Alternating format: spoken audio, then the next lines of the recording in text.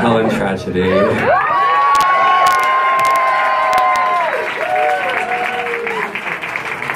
Where's Julia, please?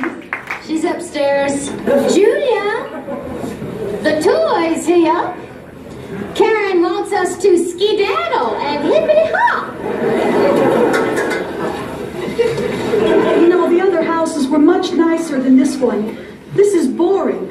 Well, this isn't one of our better ones. In fact, the only reason it's on the tour is because this was the home of Lucifer T. Stonewall Sugarbaker. He was a very famous horse thief and Yankee spy. Now, who's seen Gone with the Wind? I am. Do you remember Belle Watling's house? Well, this was the original that it was based on.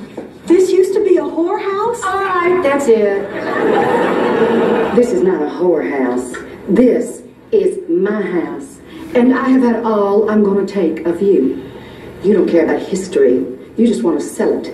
You don't even sell it honestly. You just want to sell the myth. The myth of the old South. You all know that myth, don't you? Happy darkies singing in the fields while Miss Scarlet primps around throwing hissy fits. Well, that's an insult. It isn't the South. It's an insult to all the people who lived and died here not so very long ago. Yes, we Southerners have had to endure many things.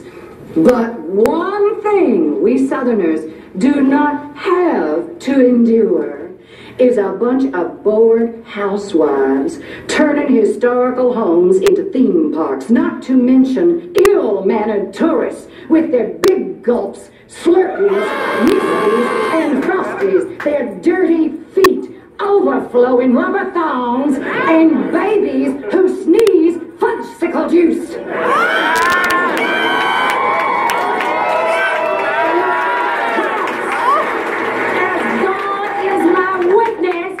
I'll burn it down myself before I let you in again. Shade comes from reading. Reading came first. Reading is the real art form of insult. As a matter of fact, I think it's time you all came to a decision. We've been here almost 3 days, and apparently you people have nothing better to do than to sit around here hogging up the taxpayers' money, eating baskets of fried cheese, and staying at the Fair Price Motel, which I understand some of you think is one of the nicest places you've been in a while. Well, let me tell you something. It is not the nicest place I have been in a while. For further information, I am having dinner with a former president and first lady of the United States tonight because we are all going to be out of here. And the reason we're all going to be out of here is that this case is very simple. Did any of you listen to the judge's instructions? He practically told us to acquit. The case is frivolous. The defendant was not negligent. Case closed. QED. Over and out. And mark your ballots. And if you don't mark them right, I'm going to rip that fire extinguisher off the wall and blow your overfed, underread, simple-minded butts out onto the Fair Price Motel parking lot. I don't think jury members are supposed to threaten each other. I don't appreciate that. Oh, really? Well, I don't appreciate your leaving your big old box of June Allison bladder pads on my nightstand for her needs and members to see. Of course, you don't care if you never get out of here. You don't even have to get up to go to the bathroom. Now, I am passing out these slips for the final ballot. And I want to tell you right now, read my lips.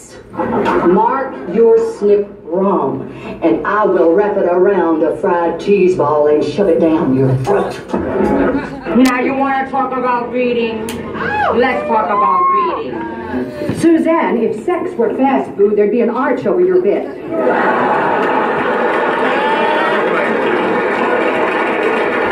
And I swear I don't mean that bitchy.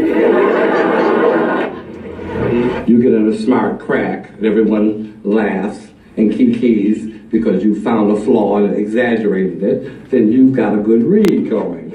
No, Mr. Briquette, I have not forgotten.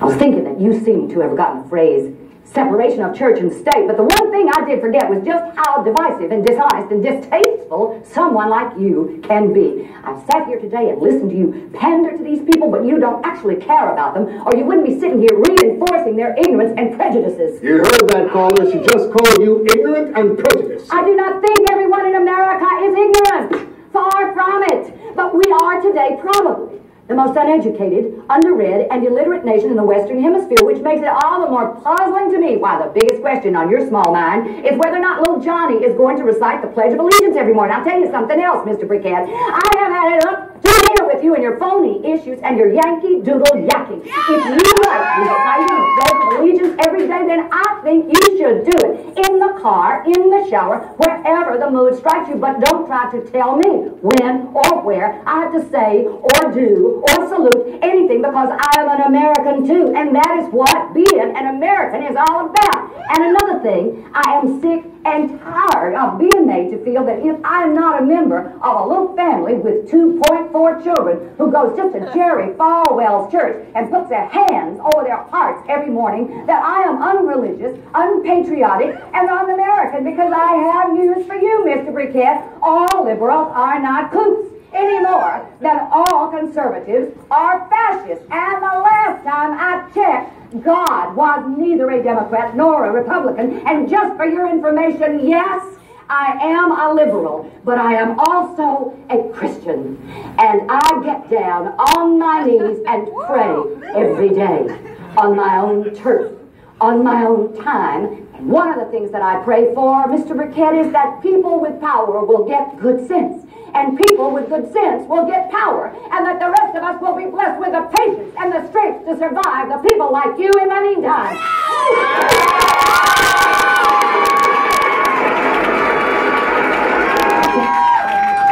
If it's happening between the gay world and the straight world, it's not really a read, it's more of an insult, a vicious slur fight. That is not for me to say. I just know that these people are getting what they deserve. I'm a Gene, get serious. Who do you think you're talking to? I've known you for 27 years, and all I can say is, if God was giving out sexually transmitted diseases to people as a punishment for sinning, then you would be at the free clinic all the time. Then reading became a developed form where it became shade. Shade is, I don't tell you you're ugly, but I don't have to tell you because you know. Excuse me. Aren't you Marjorie Winnick, the current Miss Georgia World? Why, yes, I am. I'm Julia Sugarbaker, Suzanne Sugarbaker's sister. I couldn't help overhearing part of your conversation. Oh, I'm sorry. I didn't know anyone was here. Yes, and I gather from your comments there are a couple of other things you don't know, Marjorie. For example, you probably didn't know that Suzanne was the only contestant in Georgia pageant history to sweep every category except congeniality. That is not something the women in my family aspire to anyway. Or that when she walked down the runway in her swimsuit, 5 contestants quit on the spot.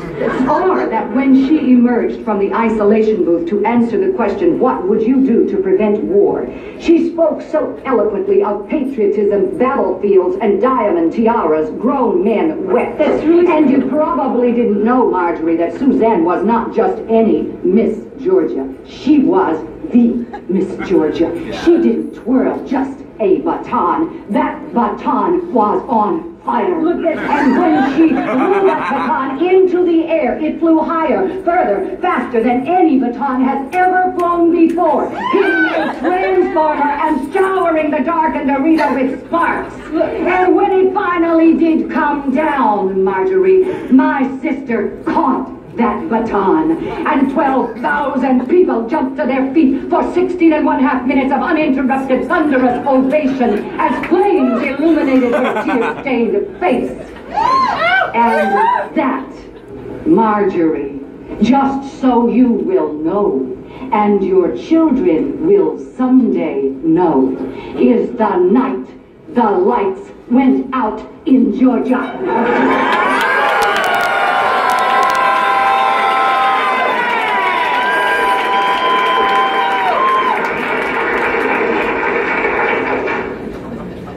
I'm sorry, I didn't know.